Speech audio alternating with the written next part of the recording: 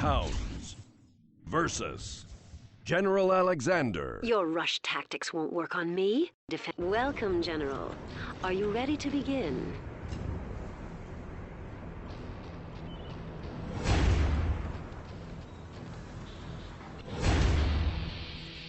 Oh, what's that sound?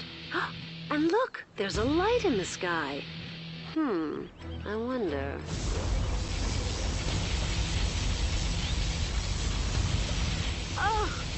Oh dear. I am sorry, General, but that's just how I like to say hello. Well, good luck, General. Let's build. Welcome back, General. We have an interesting matchup this time around. General Alexander, is the super weapon general for the US. And as that might imply, there's a few things that you should expect, namely particle cannons. There's also a few other nasty surprises that you should be aware of, and is probably one of the harder things to have to deal with. You see, General Alexander loves to spam aircraft in the form of Comanches and Aurora bombers, and some of her special abilities. So, namely, to start off with, she immediately drops 3 A-10s on your supply center. So, once you figure out what that timing is, just sell your supply center and build another one, because the A-10 strike will miss. You also absolutely need to invest in defensive structures or defensive units immediately. I preferred to go with defensive structures, one, because the laser turrets are really good, and two, because it's easier to spread them out. You see, the problem to the Comanches, or the backup to the Comanches, I guess, is that the Aurora bomber comes in and just kind of blows everything up in an area. So if you have something like a bunch of rocket defenders, if you happen to have the middle one targeted by an Aurora bomber, you're kind of screwed. There's also a couple ways that we're going to cheese this mission. The first is that General Alexander's particle cannons love to target specific buildings. In our case, it's going to be the airfield. So every time you see me sell an airfield, that's why. Sadly, I can only sell it oh so fast. Same thing for this power plant. You can only get away with oh so much. I got lucky and was able to save it, but even a couple more seconds later, and it might have gone down. Despite being the laser general and having some slightly better tanks and so on, I don't really see a point to get any sort of war factory. It's not going to get me anything. The airfield is $1,000 cheaper, and I only need that sort of tech to get up to my strategy center so I can get the supply drops as well as my own particle cannons.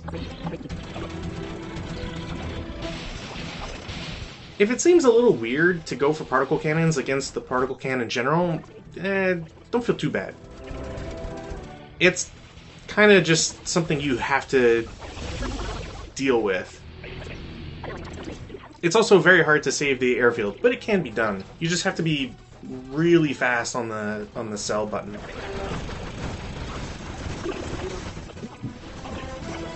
Annoyingly, General Alexander can also spawn units from off-map. That's not from... it's from a Chinook, but the Chinook comes from the other direction, and one that frankly can't be prevented. I tried, and, well, let's just say that this mission had a lot of restarts, and that was at least the cause of one of them. Now, before I forget, I should probably talk about some of the strengths of General Alexander.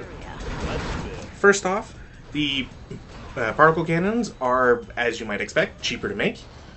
All vehicles cost more to produce. The Crusader and Paladin tanks are unavailable. Upgrade. The EMP Patriot sight replaces normal Patriots. Essentially, they generate an electromagnetic field wherever they hit, disabling the vehicles in question. Particle cannon activated. Against a rush of tanks, it's actually pretty good. Unit lost. Particle cannon ready. There's also the Aurora Alpha, which replaces the regular Aurora bomber. It's faster and just deals a little bit more damage.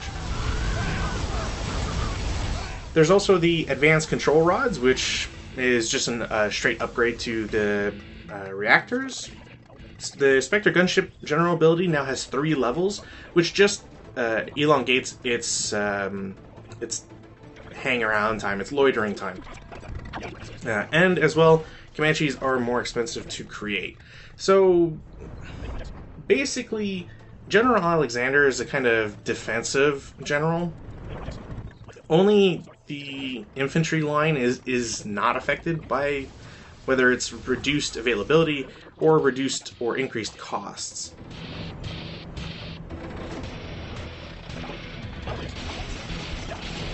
This makes a lot of sense considering how, well, she's really good at taking out vehicles. The ECM Patriot does a really good job, and I think you could micromanage it by telling it what to attack, and by doing so, knocking out multiple units within the same launch. I could be wrong, it's been a long time since I even bothered playing as General Alexander, but I seem to remember that being a thing. To counter this general, once you've got some super weapons, at least as General Towns, once you've got some super weapons up, you want to destroy any of the power plants that she has that can't be replaced first. There's no construction dozers on any of the upper levels, and the AI isn't quote-unquote smart enough to send a construction dozer that way via a Chinook. The way that her buildings are placed as well kind of makes it not especially easy to knock out a lot of buildings at once, but it's possible. Sadly, the huge number of Avengers that she's produced basically makes it impossible to send any of the support weapons or support abilities that I have to her base. A-10s may survive if you're lucky, but generally speaking, the Moab or Fuel Air Bomb won't make it, as well as the Spectre gunship of your own. Essentially, if you've ever looked at the graphic for the Spectre gunship and wondered why there's a couple of the pips that are red, that's the difference between the first level and the other levels in terms of visual recognition.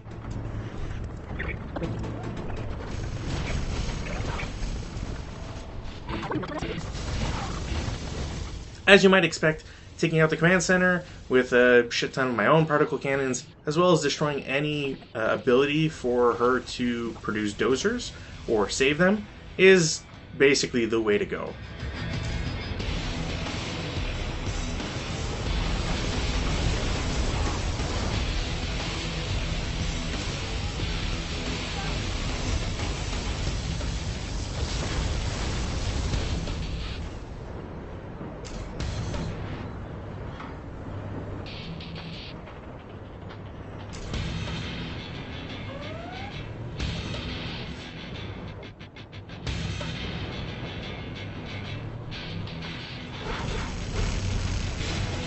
As always, you do have to destroy every building, so even ones that are currently under construction count. You are victorious. Oh, it's not fair. One more super weapon and I would have beaten you, General. Challenge me again. I dare you. I didn't mention it as well, but every time that General Alexander uses her particle cannon, she has another one activate as well. I think her max is 3. Versus Prince Kassad. Now you see me? Now you are dead. And another who stood against me falls. And so it will be for you, General. No warning, no mercy. You still have time to flee with your life, General. Want to make some improvements? Good area. And now we're facing the Stealth General, which, frankly, is kind of annoying more than anything else. He's not particularly tough, but the map is very congested, and I guess, thankfully, you don't really have to cover too many areas. What I mean by that is that in some maps you have to cover both against the tank general, for example, it was so open that you have to essentially cover your northeastern and northeastern areas. In this case, there's only one general path that comes down into this valley, and it's split into two slightly different directions. And really, the only thing is that there's a bunch of rocks that separate the two paths, but essentially it's the same.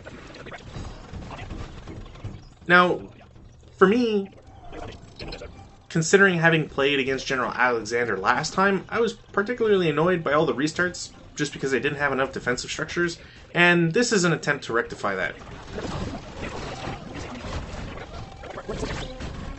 It worked rather well, for all purposes, really.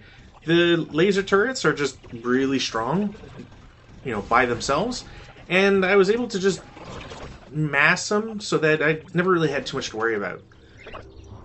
The GLA do use a lot of their rocket bikes. Or not rocket bikes, you know what I mean. And essentially, they will take out 1 or 2 laser turrets if you're not paying attention, but generally speaking, after destroying 1 laser turret, they switch to attacking the infantry that come out of it, and that gets them in range. Yeah, rocket buggies.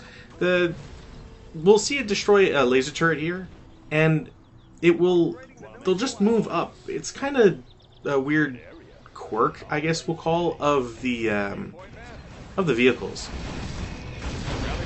I believe it's because they want to crush the infantry. Since they don't do enough damage to be able to kill them, the AI just automatically sets that. Now, I could put in a bunch of, I could produce a bunch of Avengers and just have those take out all the rockets. It's not a bad tactic. The only problem with that, personally, is that I kind of need to get a lot of cash, because I need a lot of power, because I need a lot of laser turrets. Go find your own. Putting all that money into Avengers then makes me more vulnerable to Scudstorm. I'm also particularly vulnerable to ambushes, unfortunately. Unit lost. Thankfully, though, I always find myself with 1 or 2 points that I don't really know what to do or spend it on as general towns. So instead, I'm just going to get myself the snipers.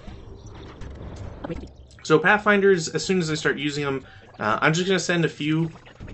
Generally, I think he only sends the ambushes in the far corner, in the southeast. Essentially just have a few Pathfinders lying around and use those to take out the infantry.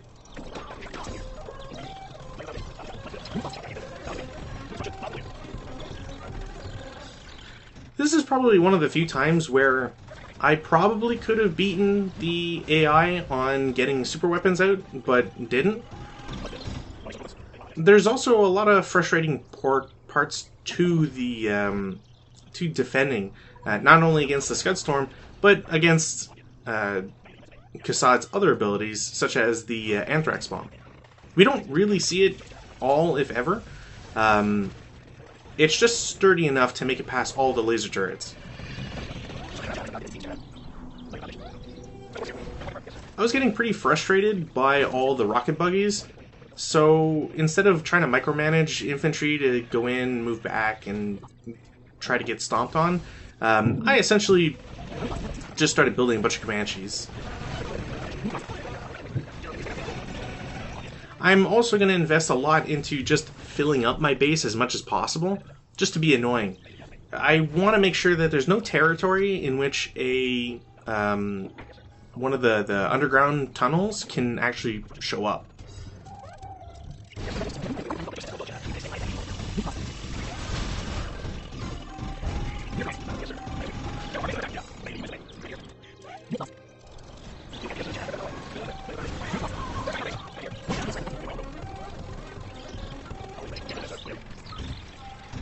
This is also one of those levels where, kind of like it against General Alexander, I wanted to have more than 2 construction dozers, just so that I could build really aggressively, because if not, then you just don't have the the necessary power to take it out.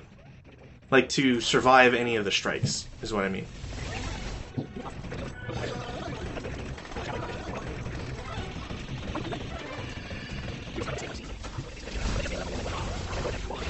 To go a little bit more into Prince Kassad himself, as we have some downtime anyways, all structures can be upgraded with camo netting, which is essentially what we're seeing.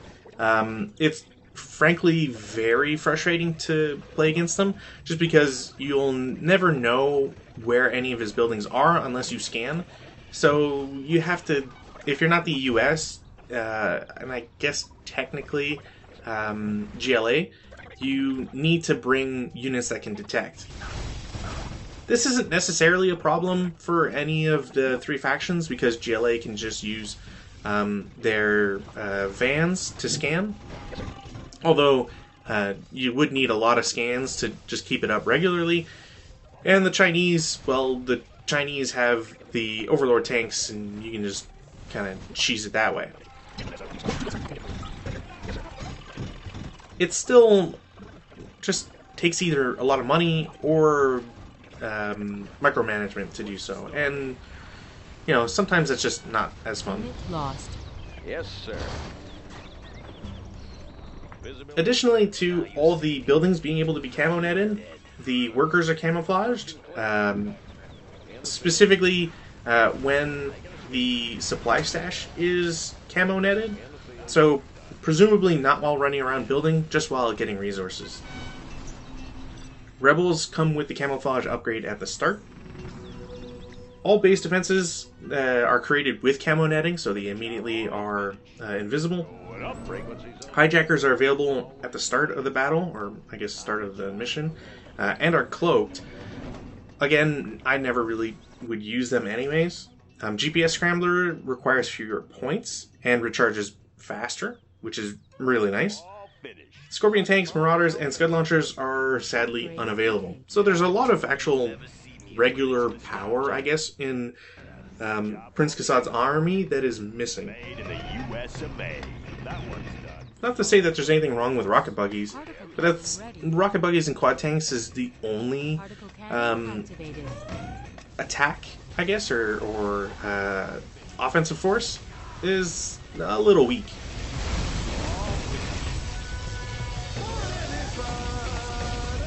Nicely played, General.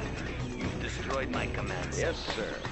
Now I will be forced to. Haircut is on the way. Let's build.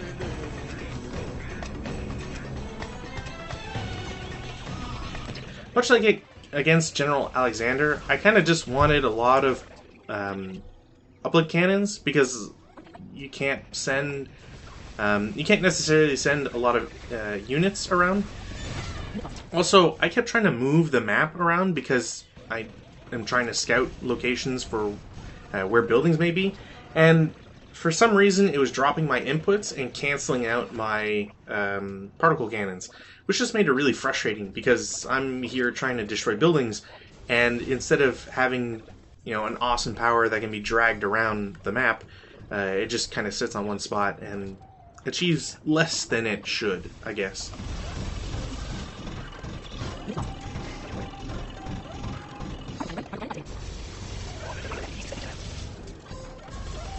It's a shame that the general challenges just have so little substance to them sometimes. I don't necessarily have a problem against the harder difficulty, like playing it, whether it's campaign or, you know, missions and what have you. It's just kind of feels a little hollow at times.